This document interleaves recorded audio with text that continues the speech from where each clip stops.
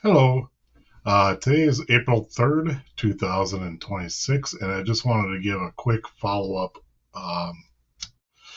follow up on Atlanta Harley Davidson Service Department.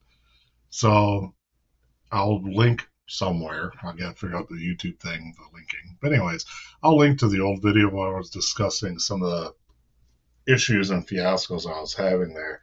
And this week I was able to on Wednesday.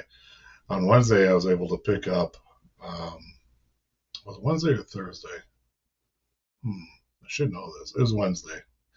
I was able to pick up the motorcycle and bring it home and whatnot. So basically, my last grade I gave it was a C plus, pending the final results. So the final results are everything that I needed working on Bruce, my 2025 Pan America. Is working. So, the Garmin's working the way it should, the power to that, the power to the quad lock is working the way it should, and my R-Link security system is working, and the lights are working. And I got the rear tire that I provided, they installed at no charge. So I'll upgrade the final grade to the service department to a B minus on this overall experience. That being said, it was a complete sugar honey iced tea show um, in regards to, I brought it in on March 10th for the service. Wanted Daymaker lights installed, and my two wire feeds ran out of the tank and connected to under the seat. Okay. And the fact that I just picked it up on, let's see, on April 1st, April Fool's Day, um, that's quite a bit of time. That's 3 weeks, almost a month, but not quite. It gives me a lot of reservation about using them for servicing going forward. But I did buy their VIP maintenance package when I purchased the motorcycle. So, I know that I'd have to look to see how many service intervals that's good for. I know it's good, I believe, for the 5,000 and the 7,000, at the very least. So I pretty much am locked in and using them as a service center. I think their biggest failure at this point isn't so much the technical work, from what I can tell. Um, it's but just terrible communication and terrible listening and terrible at passing that information on from the service desk to the technician. I think the technicians themselves, basically, most of them know what they're doing. I say most because whoever installed the Daymaker lights in that Pan America, it was just no, it was bad. The other complaint I do have, and I am going to follow up with them at some point with this, is they used universal clamps that comes with the install kit for the auxiliary lights, instead of using the hardware that connects the lights to the built-in assembly or installation point on the crash guards or engine guards on the Pan America, which is there by OEM. What irritates me about that, just like it did with the original harness that they didn't use, they did end up supplying one, the electrical harness. Um, that's something, I had as a customer buy. I bought it from Harley ahead of time, and I provided them all the parts. The auxiliary light installation kit. It's 100. It's over $100, and at the very least, it should have given me the parts that they didn't use back to me. But that didn't happen. So, you know, right now I don't have the option to even move the lights because I don't have all the installation hardware that comes in the kit. So I am going to follow up with that. But um, am I going to use them for any other additional installs or services? My answer right now is no. Um, you know, I did all my other installations myself, and I'm no expert. Like I said before in the other video, I'm just a hack. I know how to use a wrench and know how to do some things, and then the rest of it I have to research on YouTube and read about it and look it up. So, it could have been worse. I mean, the end, what I do give them props for is the real thorough follow up and willing to fix the situation. And they've been, great, outstanding in that regard. But in my opinion, the problem shouldn't have existed in the first place.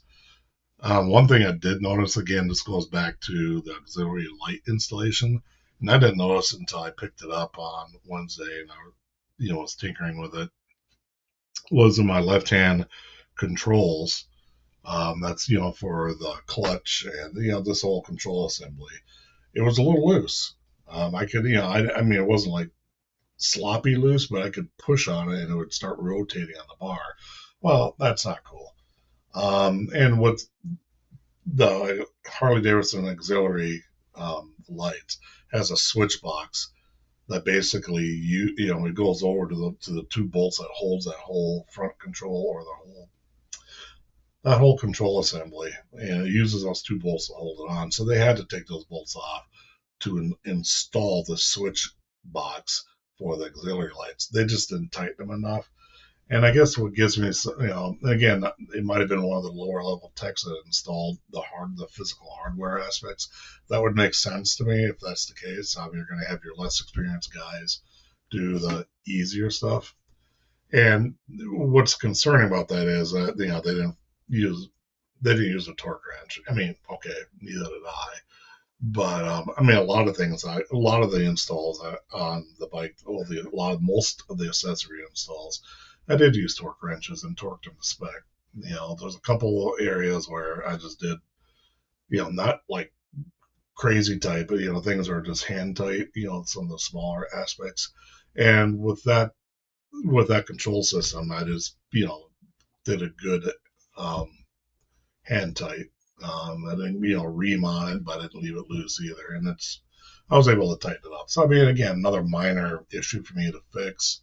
It was easy and simple to fix. It's had to take off the little tiny T6, I think, Torx that holds the box closed, and then once you open the control box where the switches are, then you can get access to the actual bolts, the Torx bolts, which I think are I forget. Um, but that's what holds the whole assembly together. So I torque those down, pulls the box with the little baby Torx into the box, and I'm good to go. I mean, that whole process took me, I don't know, it took me more time to gather the tools than actually do it, right, out my toolbox. The other thing I had a problem with when I was coming home, I was having a heck of a time shifting, but I don't think that's on Harley. I think that's on me. I was trying to, configure with when I had the other Tortec foot pegs in there, and I was trying to really zero in where my shift levers or my shift lever and the brake lever. I was trying to zero those in, so I may have gotten a little further out of adjustment than it should have been. I'm not sure why changing the tire would have made it worse, and it did. But I was noticing some pretty hard shifts and some difficulty shifting a little bit when I was on the ride with Tristan.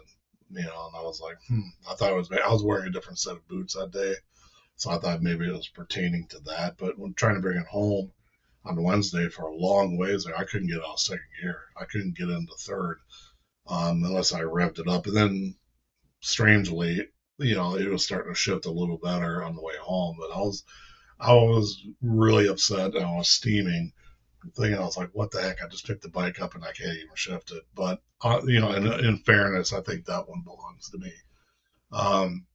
It took me a few minutes to fix it. I just basically took the shift lever off, disassembled all the linkage, all to its individual components, readjusted. I forget what it's called, but you got the locking nut, and then you have the adjusted arm on the shift lever. The little shift lever on the Pan Am, and I brought that back quite a ways because when I was looking at it, it looked like the linkage was too far forward and didn't have enough leverage to actually shift properly. That's what it looked like. The other thing I do have the aftermarket Dynojet folding adjustable shift lever on there, and man, that thing was tight. I mean, I took the torque screw out, and then it's just supposed to slide off. There's this a non-toothed spindle, right, that it sits on and it rotates around, and that thing was on there like crazy tight. I'm like, okay. I finally got it off, and there was all this green, like corrosion in the inside of it, like when you buy a cheap necklace, for somebody and it turns your skin green. That's kind of what it looked like, and I'm like, okay, I know Dynojet's not like this ultra premium brand or anything, not but they're not garbage either, right? It's not Timu or something like that, right? Um, so I was like, well, that was concerning. So what I did, I used the regular WD-40 and scraped out all that corrosion. Just used like a little wire brush and some cloths and whatnot, and cleaned up the spindle, and I cleaned up all the other components, dried everything, and then I used silicone spray, WD-40 silicone spray as a protectant and lubricant, and I did all that, assembled everything back together, and took it out for some test rides here, at the Wednesday night in the dark, and I went down the, Georgia 166, right where I live, and put a few miles on it, shifting it up and down, between first all the way up to six and down, and just a various shifting workout, and it worked fine. So I guess that's something I'll have to keep an eye on. Maybe there's something inherent to that brand, and maybe there's a quality issue or incompatibility between the metals. I'm not sure. Um, it's not that old, right? I installed that shifter. I'd have to look back at my videos and blog posts, but yeah, I mean, I only owned a motorcycle since October, so I'm thinking, maybe December or January is when I installed the shifter. So it shouldn't have been, it hasn't, really been ridden in any real weather. So that's going to be an area of observation and concern going forward. But again, that's not on Atlanta Harley Davidson Service Department. So, in quick summary, I'm giving them the service department a final grade with B minus, for everything, because the end result, after all that mess, the end result is I get everything was working the way I wanted, and that's the bottom line. And they did, they installed my rear tire for free. That's there's value in that. So they did what they had to do to try to correct the situation and keep me satisfied at the end. I get their communication and listening skills at the service desk. I'm giving that D minus, D to a D minus. I mean, at times it's been okay, or up to a D. That's not okay. But overall, I give it a D minus. Whether it's a breakdown at the service desk itself, if they're not active listening, and what I have noticed is, they're not, they're so, I don't know if it's because they're so spun up or what. I don't know. I'm not going to assume or make excuses. The observable fact is, they don't listen to when I'm, communicating. And I've broken it down very simple, because I do have a tendency to stutter a little bit and ramble, if you haven't noticed. Um, but, I actually purposely made it real concise after some of the initial problems. And even after doing that, the information was still incorrect, or they, re- repeat back something completely not what I just said. So I think that's the biggest area of concern. I think for the most part, the technicians seem like they're competent and know what they're doing, especially the wiring that was done. It was done great. It was done professional. Grade level A on the actual wiring technical work. Um, the technical installation of the hardware for their auxiliary lights, the grade for that was, overall, I'll give the end grade for that is a C, maybe a C plus. And it would have been, I would have given it a worse grade, just because they put them on the outside, and just, yeah, and the fact that they didn't install it onto the provided installation points on the Pan America. And again, I think the other problem is they it would appear the service department there doesn't have any idea how to really truly service a Pan America. I don't know if that's something I'm going to continue to run into. I suspect it might. I don't know. So I guess the takeaway, if time permits, I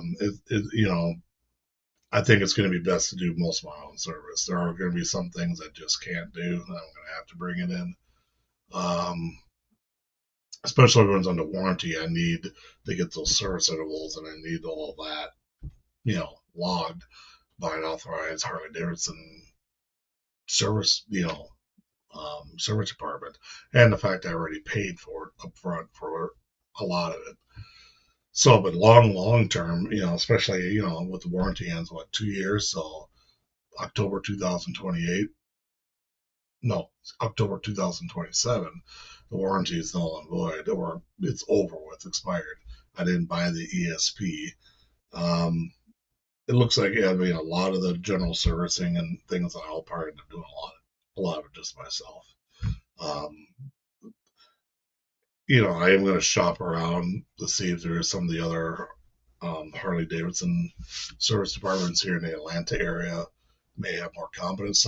There are a couple that have much higher reviews than the Atlanta Harley Davidson service department, but we'll see. So, end of the day, they made the situation right, so that's a huge plus, and that is very important. I mean, they could have told me in Pond Sand, and you'd be reading about me in the news doing something unsavory, I'm sure. But anyways, just wanted to give a quick update on that, and thank you. Bye. Later.